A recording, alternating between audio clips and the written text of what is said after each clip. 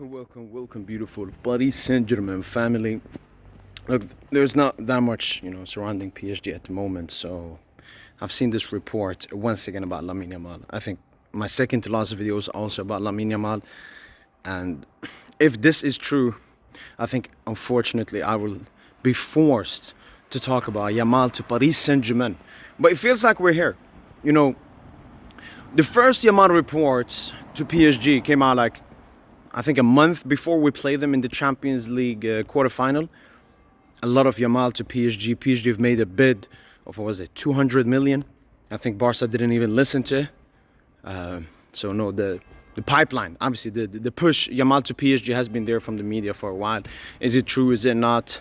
As I said, I've always believed that Paris Saint Germain have interest in Lamine Yamal as any other football club in the world has.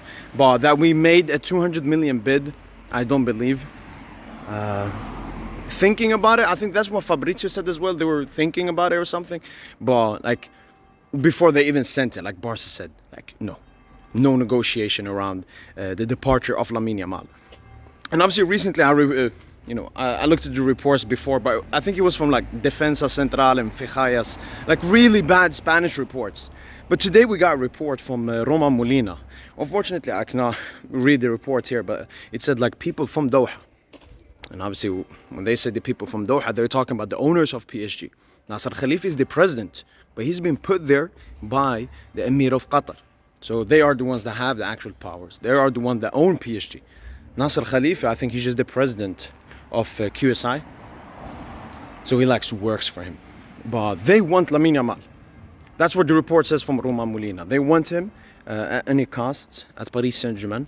They know it's very difficult, but they want him no matter what. And, not just now. They know, Yamal is only 18 years of age.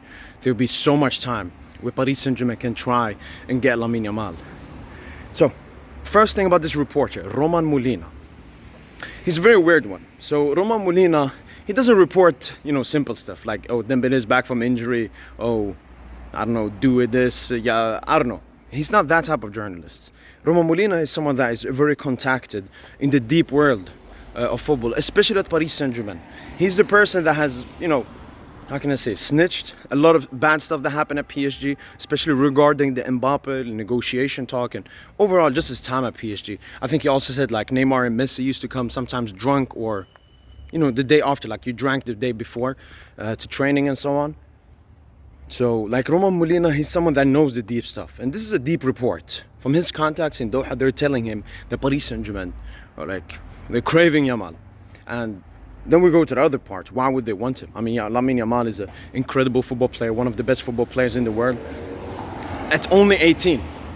It's Messi, CR7-esque, Mbappe-esque, just in terms of the age, Neymar-esque, being that good that early on. And all of these players have had a legendary career. Mbappe is still, going on, and even Ronaldo and Messi still haven't finished. So that's, the perception of Lamine Yamal in many people's head. That, he's going to be dominating football for a while. And, if injuries don't stop him, it looks like he will do that. Isn't doing it at the moment, as, the media, they want to push Yamal onto the pedestal way too early. He is one of the best, but I don't think there's still a gap for him to become the best. There's still stuff Yamal has to improve on. The funny thing, if people call Yamal the best now, what are they going to say when maybe he actually is the best? When he is actually deciding games? They sometimes compare him to Messi or Neymar. Messi and Neymar had the eye test, really aesthetic players. But they were really efficient as well. They impacted games with assists, with goals, with shots, with playmaking. So that just, it's just for the narratives. So, as I said in my previous video, I don't think Lamine Yamal is thinking about leaving FC Barcelona, and I absolutely do not think Barcelona would ever want to listen to something. Yes, if PSG made a bid around 230 million, trying to break Neymar's, record, I still think it would be very stupid from Barca to let him go. Because Lamine Yamal earns Barca so much money through his marketability and obviously through his ability on the pitch. Yamal is worth way more than that money. They gave Messi, for a 5-year period, 555 million or something. And that was okay. Why? Because he earned them so much money.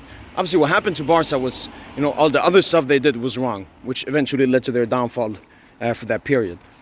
So I don't think Barca would ever want to listen Yamal out. I mean, look, both Neymar and Messi that came to PSG, Barca had no chance. They couldn't extend Messi, and Neymar, it was a release clause. They couldn't say no. And that's potentially the only way I see Lamine Yamal to Paris Saint Germain happening. Even if we make, when we made Neymar, that was double the amount of the record-breaking transfer at that time. What? Before that was Pogba, I think, 2017, 100 million. We completely ruined that record. And to do that with this current, I don't see PSG making 400 million bid. We don't have that money. Even PSG don't have that money. I don't think we'd do that. I mean, maybe we could if we sell some players. I mean, we already have, let's say we have like 200, 250 in the bank. We sell, I don't know, Barcola and someone else. But I don't see that happening.